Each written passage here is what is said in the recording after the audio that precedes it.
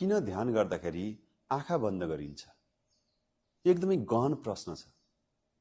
हामी हरेक पटक ध्यान गर्दाखेरि आँखा बन्द गर्नुहोस् भन्छौँ। यसको मूल कारण के होला? यसको राज के होला? यस्तो रहस्य आज यहाँहरु समक्ष खोल्न जाँदैछु। जब हामी आँखा खोल्छौं, हाम्रो डीएमएन सिस्टम यानी कि डिफल्ट मोड नेटवर्क के हुन्छ? सक्रिय हुन्छ, जसले हाम्रो भूत र भविष्यमा मन भड्किरहन्छ र धेरै कुरा खेल्न थाल्छ। जब हामी आँखा बन्द गर्छौं, के हुन्छ? डीएमएन सिस्टम शान्त हुन्छ र के हुन्छ? मन शान्त हुन्छ। जब हामी आँखा खोल्छौं, हामी बाहिरका सांसारिक वस्तुहरूलाई देख्छौं, जसको कारणले हाम्रा मनले प्रतिक्रिया गर्न थाल्छ। हामी दुखी हुन थाल्छौं। जब आँखा बन्द गर्छौं, हामीले बाहिरको कुराहरू देख्दैनौं र मनको प्रतिक्रिया बन्द हुन्छ र मन शान्त हुन्छ। जब हामी आँखा खोल्छौं, हामी बहिर्मुखी हुन्छौं, बाहिरको संसारलाई हेर्छौं। जब हामी आँखा बन्द गर्छौं, बिस्तारै हाम्रो मन अन्तर्मुखी हुन्छ। जब हामी आँखा खोल्छौं, यो दुई आँखा मात्रै खुल्छन्। जब हामी आँखा बन्द गर्छौं, हाम्रो तेस्रो नेत्र यानी कि आँखीभौको बीचमा रहेको, जसले अन्तर्दृष्टि भित्रको कुरा पनि हेर्न सक्छ, भूत र भविष्यको कुरा पनि देख्न सक्छ, त्यस्तो अन्तर्दृष्टि अन्तर्मुखी बनाउनको लागि पनि आँखा बन्द गर्न एकदमै आवश्यक छ। जब हामी हेर्छौं, हामी ऊर्जा प्रयोग गरिरहेका हुन्छौं। दृष्टि भनेको ठूलो ऊर्जा हो। हेर्नमा हाम्रो मस्तिष्कले यति धेरै ऊर्जा खर्च गरेको छ। जब हामी आँखा बन्द गरिदिन्छौं, त्यो ऊर्जा के हुन्छ? सञ्चित हुन्छ, सेभ हुन्छ।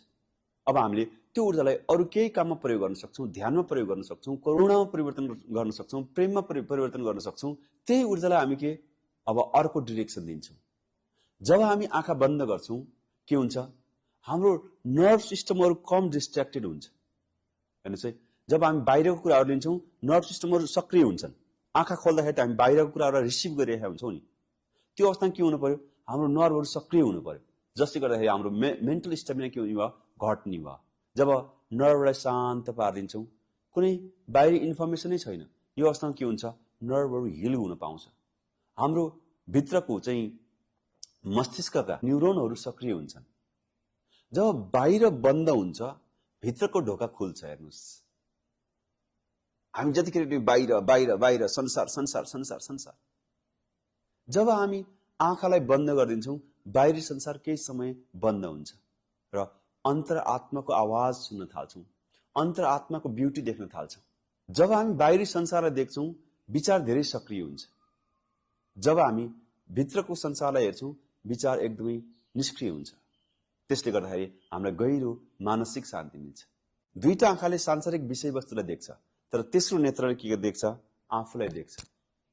दुईटा आँखा बन्द गर्नुको सरासर मतलब हो यो तेस्रो नेत्रलाई फोकस गर्नु, आफूलाई हेर्नु। किनकि आँखाले त जहिले पनि बाहिरको कुरा मात्रै हेर्छ, भित्रको कुरा हेर्दैन। यसलाई बन्द गरिदिएपछि के हुन्छ? हाम्रो तेस्रो नेत्रमा साक्षी भाव उत्पन्न हुन थाल्छ। हाम्रा विचारहरुप्रति, भावहरुप्रति, सम्पूर्ण कुराहरुप्रति हामी साक्षी बन्न थाल्छौं, विटनेस हुन थाल्छौं र कुनै पनि प्रतिक्रियाहरु बन्द हुँदै जान्छ। जब हामी आँखा बन्द गर्छौं, हाम्रो मन मस्तिष्क बीटा लेभलबाट अल्फा थेटामा जान्छ, जुन अत्यन्तै शान्त र सहज हुन्छ। किनकि आँखा खुल्ला अवस्थामा हामीलाई अल्फा लेभलमा जान गाह्रो पर्छ। त्यस्तै गरी आँखा खोल्दाखेरि आँखाका मांसपेशीहरु भारी हुन्छन्। जब हामी बन्द गरिदिन्छौं, आँखाका मांसपेशीहरुले रेस्ट गर्छ।